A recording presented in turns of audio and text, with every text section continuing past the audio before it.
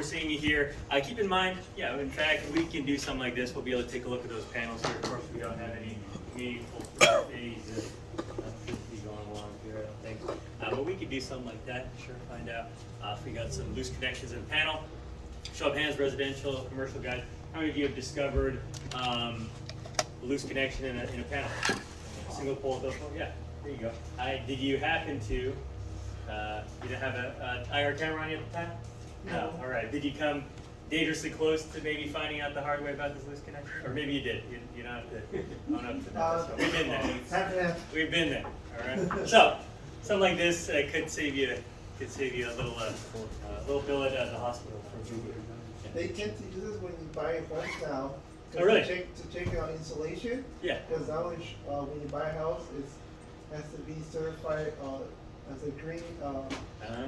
It has to have a green star. It means insulation must be certain amount. Yeah, it's required now for buying a new home. Cool. Yeah, so all California, love it or hate it. All the inspectors have these now. Yeah. And they go like this. I'll tell you. And that guy's his own boss. Man, yeah, that's what I hear too. I was like, second job. And so yeah, you invest a couple 10,000 or something like that. It'll pay itself off real quick, right? And you're in the green after that. So thermographic camera, also called an infrared camera. You might also see that abbreviated as IR camera for infrared. But keep in mind not to confuse with insulation resistance, like IR testing. Be very careful with that one. Or thermal imaging camera, or infrared thermography. Plenty of ways to say this, just like DLRO, ductor, you name it, contact resistance tester. Is a device that forms a heat zone image using infrared radiation, similar to a common camera that forms an image using visible light. So a lot going on here. Infrared, does anybody know where that term comes from? And again, borderline useless knowledge, or maybe something that helps contextualize things, make them easier to understand. Hopefully more handy for you wherever your career takes you. Anybody recognize this acronym? I'll put I in parentheses, that's always a fun one. Colors of rainbow, big bingo. Yep. So this is what's known as the visible spectrum, the human eye, right? So red, orange, yellow, green, blue, indigo, if you so prefer, and violet. Lastly, violet. What is beyond violet? Death. Ultraviolet. Ooh, ultraviolet. How do we know that term? Death. Maybe. Hopefully not. Maybe by the time you get to gamma rays, whatever, then you're going to turn to hope. So ultraviolet is beyond here. What is dangerous with ultraviolet? What do we know? Yeah, definitely. So SPF 50, that's your PPE, right? No. So what is below red? Aha! There's our. So all these colors of the rainbow that we as humans perceive. I mean, if you somehow are born miraculously with the ability to see beyond this, well, you don't need to spend 15,000 bucks for one of these. Man, you're making money already. Right? You could be like, hey, customer, I know you're not going to believe this. That C-phase connection is running hot. Take my word for it. That'll be $10,000. Okay, but alas, we are mere mortals, and this is all we can see. But that's why we have tools to be able to perceive what is in the infrared zone. So this is how we're able to gather our heat signatures. So we're not going to get too much into this. All right, we might get a little too much into this. What determines what you see in terms of color? Bingo. And how is that quantified? This guy.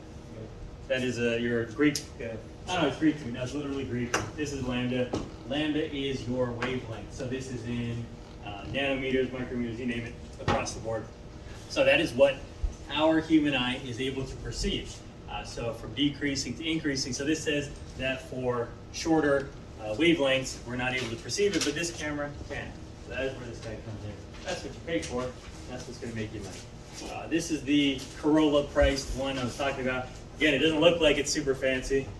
It's pretty clunky, but the specs on this guy, what it's able to do, very, very good in terms of resolution, being able to, really tune it.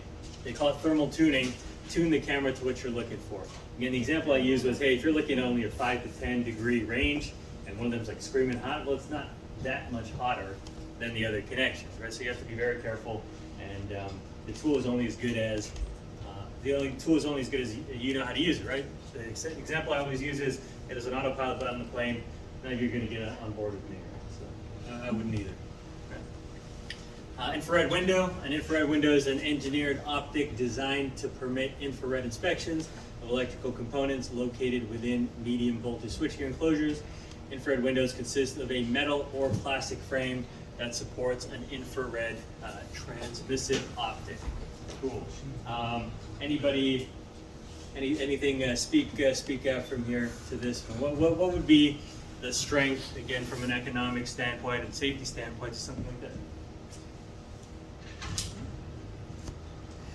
So really, what the technician does is pop this cover open and then go ahead and obtain your thermal image from there. What might be a just like you said before, it's quick and easy and cheap. You don't stop the line. Yeah, and so the alternative is that this, now this is something that may be installed during an outage, right? Or maybe this is something, hopefully, that somebody with good foresight that actually cares about the plant, hopefully, would spec this out during initial construction and commissioning, right? Because they know, okay, let's check this thing out regularly. The problem is that your equipment that's been there since the 60s, 70s, 80s, do we think this has this guy built in? No, maybe not so much. So what is the alternative for those guys with the 60s, 70s, 80s equipment? How do they get an infrared inspection done? You have to open a hatch and get in. Yeah, you gotta open covers. You gotta suit up, right? Because if you remove the cover, well, how close are you to the bus bar? Actually, you don't know until you're there. And 70E says, according to 130.4 EA, or B for DC, what is your approach distance, right? And what is the required PPE for that nominal voltage? So many questions come into play, but with this guy here, these actually are thermally and electrically rated. These maintain arc protection value because they were spec'd out and installed in the gear. Here we go. What about the circuit breaker we have outside? It has a little window. Would that go through that or no? That is an excellent question. Way to spoil my lab. No. We're going to find out. These are exactly questions I'm hoping you come up with because, especially, no, you're exactly right. This is a good question, and we're going to answer that question. And I'm going to have a couple more, lab sense questions for you. Right? So, what can this do, and what can't this do? So we know the human eye is limited to this one. We know the strengths of this guy? It's able to locate 5 connections, but what are the limitations on the other? Let's find out. Excellent question. It has to be Make sure I don't forget. Like whatever equipment has to be on. Very good. Heat in the first place. Very good. Very good. You're exactly right. Minimum. You're exactly right. Yeah, and actually that is a trade-off in terms of, well, calibrated torque wrench and DLR has to be off, right? So that's where those ones shine versus if it's off, well, you're not going to get a heat signature. Excellent. Using infrared thermography for electrical preventive maintenance. Using IR technology as part of an electrical preventive maintenance program works on the principle that electrical equipment normally gives off heat. Malfunctioning or overloaded electrical equipment will give off excessive heat due to the increased electrical resistance. So heat can be detected through the use of infrared imaging equipment, using an infrared camera or video recorder. Right, that's your time is money right there, right? Do a quick pass through. Using an infrared camera or video recorder, the heat can be converted to an image that can be seen and recorded for analysis. The infrared camera can display various temperatures that are being recorded and a temperature differential between normal and malfunctioning equipment. Okay, so I'm going to pull out a keyword here. Keep this one in mind, and this is something that's going to be very important. Again, if nothing else, you get a 10 out of 10 on your quiz, but in your careers, if you're able to navigate this very important term, then you'll be just fine in this industry. So, yeah, we use a lot of Greek. By the time Sean could speak to this, when math stops becoming numbers, and then you're just like, man, I thought I was good at this stuff. But then all of a sudden, they take away the numbers, but they still call it math. So, what is this symbol? Delta. Bingo. Yep. And so for those of you in the Transformers class, or those of you yet to take with us, you might see something like a delta Y transform, delta, that kind of thing. In this case, delta refers to something else. Change. Bingo. Delta. Excellent. And maybe from your physics class. Overall change. Yeah. And you might have seen this in terms of delta D, like displacement, right? So instead of distance, time, your kind of physics quantities. Yeah, Sean. Or delta T, changing time. Yeah, delta T could be, that'd be delta T lowercase, right? So if you want to calculate, you hit the baseball at this velocity, that kind of thing. Then you'll calculate, okay, how far is the ball going to go? Is it home run or not? Maybe that's your final example. Maybe some of you are having flashbacks, traumatizing experience. In this case, delta capital T, what is the capital T for? Temperature. In this case, lowercase t is temperature. Not a physics, well, different subset of physics.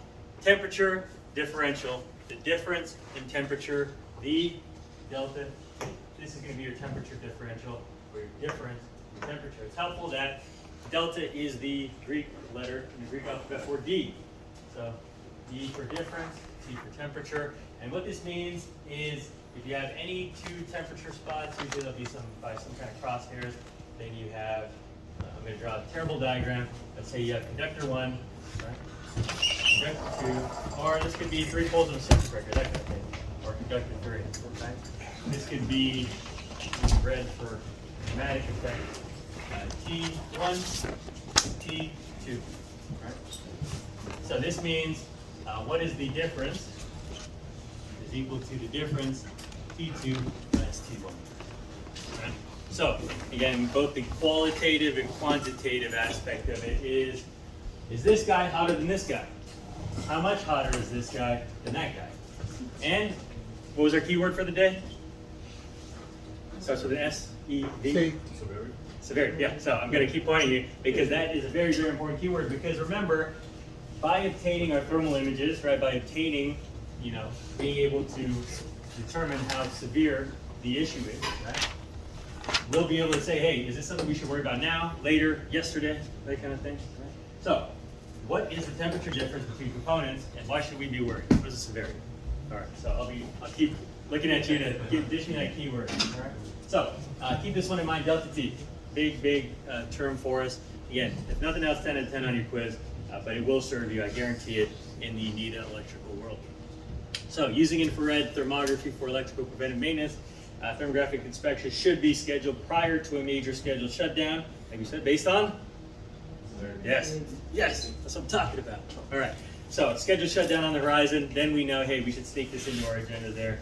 They'll be thankful for it, right? So this allows the greatest flexibility in resolving problems found during the inspection. Infrared inspectors are a non-destructive or destruction test, NDT, that's also an important industry that customers love, not surprisingly, because it's like, hey, you're gonna love this, we don't destroy your equipment. Sign me up. So, same kind of deal though, like when you go to the doctor, well, your first instinct is not for them to cut you open, right? It's take the stethoscope and learn what they can without being invasive, right? Non-invasive treatment. Same kind of deal here. There's no wonder that we prefer that before any other methods are employed. That should be completed during normal business operations while equipment is running at or near capacity. So that was your question. The problem is you have to turn the equipment on. Now let me give you a real-world scenario. My day-to-day is largely in the refinery world. Matthew isn't here, but who else? Anybody refinery experience? That kind of thing. That's good. Don't recommend. It's fun. No day is ever not exciting in some sense. But there are some equipment that are dependent on pressure switches, flow switches, that kind of thing, and I believe some of the programs here talk about that as well, right? So, and I think all back there is all pneumatic, right? So, say we've all driven by a refinery, you see the big tank farms, the big white containers, right? Say that pump doesn't operate unless it's at a certain level, right? If it's empty, well, you're not going to run the pump, right? For many reasons, right? But say that's dependent on a level, right? A volume level, right? But then that means that you can't run that pump to get any kind of meaningful signature, right? So that's an issue we faced before in our thermographic survey out of refineries. It's like, we get this one section of the plant, but some of them can't be run because of, process limitations, right? Or you might get an interesting scenario that says, we only have 15 minutes of flow, because then we could run the pump, it's not full, but we can give you 15 minutes. Is that enough to get a meaningful heat signature? What do you guys think? That's how that works. Interesting. Yeah, good. Excellent. So we're also going to take a look at what NFPA 70B says, because there's also a quantity, again, you might see this in your quiz, the capacity at which equipment is operating to give you a meaningful reading. So running at or near capacity, remember that one. Equipment should run for at least 1 hour before scanning. Excellent. There's no need for downtime or special teardown of the equipment to perform the inspection. However, equipment covers must be removed to ensure effective scanning. because busway conductors are so close to enclosures, the covers may not need to be removed. All right? And that's key, again, for time, labor, right, the hourly rate. You take your car for maintenance, right, the parts are cheap. What are you paying for? Labor. Labor. Bingo, exactly. That's why if you can DIY, definitely do it. Safely. So same kind of deal. You're going to lose time for people to do it safely. Again, you can't put a price on safety, but it takes time to, job walk, suit up, evaluate your upstream, downstream influence, right? Any kind of things that may come out to bite you. And then you're going to have to lift covers, right? Are you introducing more hazards by doing that? All of a sudden, the enclosed system, you risk contaminants making its way in, and by the time you cover it up, is the equipment possibly worse off than it was before your inspection? Lots and lots of questions. So here's an example here. The images can be used to identify exactly what equipment is affected and how seriously the problem exists based on temperatures and temperature differentials. The images can be inserted into a report to help explain the problem and any suggested repairs or improvements, right? And so the report is the moneymaker. The report is the billable, right? Whereas, you pay for your tuition to submit these test reports. By the time you graduate to the real world, you trade your reports, right? Your lab experience for money. It's crazy how that works. Okay? So, same kind of deal here. You want a comprehensive report that, as Jeff pointed out, the customer understands. This is pretty self-explanatory, which is nice, right? The important part is, are you able to, maybe express the delta T, right, in a concise manner to say, hey, the temperature differential between B phase in the middle, right, compared to A and C phase is very severe, super severe. Right? Now we're going to talk about how we can quantify and really make a concrete recommendation according to NETA MTS, right? So how did I know this is B phase? It's in the middle. That's the easy mode, right? Easy mode says middle one's going to be B phase. But what does the National Electric Code say about the order in which you determine ABC? Top down. Top to bottom, okay, cool. And left to right. Left So to fine. right. Tilt my head, still B phase, that's good. Okay, but the tricky part, obviously, what they're trying to get you, is if you're looking from the rear on a left to right, as we often do in 267, we inspect the back of the switchgear, and nobody ever slips up, luckily, but which one's A, B, C, keep that in mind. But in this case, to be able to concisely say, B phase temperature differential is out of specs, again, hold that thought for a second, because we're going to talk about how we can actually quantify the severity. All right. Anything else stand out to people from here before I change this guy? Any questions about this guy? We're going to see plenty more examples, and it's going to be part of our assignments here. All right. What's our maximum temperature? Cool. Degrees, Celsius, or Fahrenheit? Or Rankine? Rankine? One of those. That's a mystery term we don't talk about. F right there. F. Cool. Not what you got on this assignment, right? No F. I don't give out F. I don't think I ever have. Don't make me give out an F. All right. Minimum temperature. 86.5. Likely one of these black components here, although that may be a different material. So material, we already know, is an important aspect of evaluating electrical equipment, so keep that in mind. We have a couple other quantities here. The lowest range is your 87, which is reflective of this. Your highest range is your 155. So we know we're definitely, encapsulating the important stuff. The average may or may not be useful. There are a couple of tools here at work. You see this box here, where you see the corners? You can actually program, like I said, that 90s looking camera. Doesn't look super sophisticated, but it does have some nice tools where you can place a box, change the size of the box, and do some calculations within the box, right? Which is very helpful for a report, as well as quick diagnosis, right? So this here, similar to, I guess if this is more accurate, this one had a circle in the middle.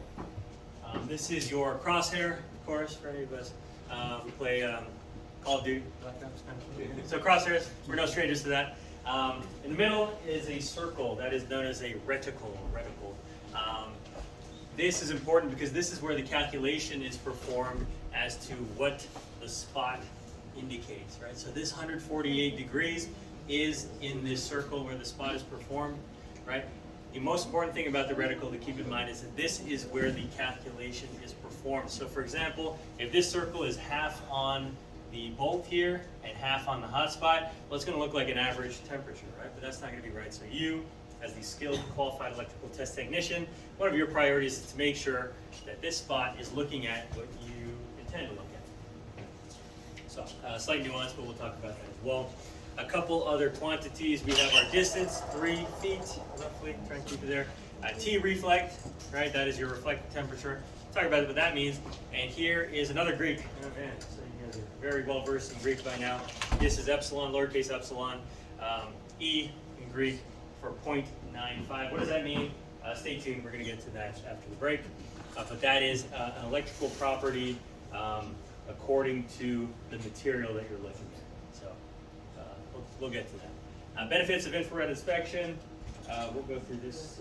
Reduce the potential for personal injury. The nice thing is that all of you were very quickly able to identify most of the things. So we'll skim this pretty quick. But safety, definitely a big deal. Repair or replace prior to failure. Minimize charges on monthly electrical utility bills. Right, so Irfan's not too happy about that. Same with Ismail's brother, right? So we're reducing Edison's cut, so we can get more cut, right? So lower the cost of ongoing equipment repair and replacement by performing regular maintenance. All right. Avoid disastrous effects of electrical outages, and customer hates downtime, right? Avoid the cost of temporary repairs to get production operating until full repairs can be completed, right? Like slapping a Band-Aid on it when not addressing the real issue, right? So the nice thing is that your infrared cameras can inspect both electrical and mechanical components. I promise you that in this class, you not only become very well versed in the electrical sense, but also the mechanical. We talked about the motor bearing failures, right? You'll be able to detect, worn bearings that are causing heat very, very quickly, right? Hydraulic equipment, etc. So in this case, obviously we're seeing very familiar things like our 267 switchgear, MCCs, 268 transformer, right? Circuit breakers are 266. And all of these equipment are tied together with our conductors.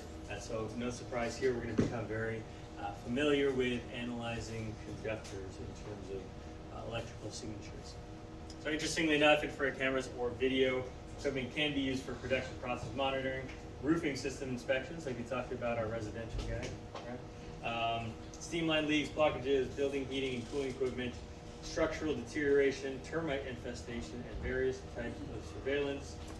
What is the frequency at which we inspect? In general, an infrared inspection should be conducted on an annual basis. And these slides are older, as you can tell. And since then, it was the 2023 version where the NFPA 70B became a standard, not just a recommended practice. So, and not in general, it is now, what do they use? Shall be conducted on a yearly basis, right? And the good news for all of you is that there's a lot of work to get out there, right? Like how, when they finish painting the Golden Gate Bridge, by the time they get to the end, they got to go back. There's our job security, right? So same thing here. By the time you perform your infrared survey on the whole plant, kind of start again. And if you got a raise in the next year, hey, you're making even more than when you started the first time, right? All right. Infrared inspection costs. The cost of inspection will vary by contractor, right? Type of inspections become more common, and the prices become more affordable. But the frequency just went up, so affordability is in the eye of the beholder. But it is definitely cheaper than a catastrophic incident, right? A lawsuit is definitely more expensive, and having insurance premiums go up, which is our very relevant real-world example, is going to be far more costly to the customer than having our NETA accredited qualified technicians inspecting their plant on a regular basis. So it's about 8 o'clock here. We're going to take a break. And 8:10, let's go with 8:10. We'll meet back, continue to hit this, and then get to our hands-on portion.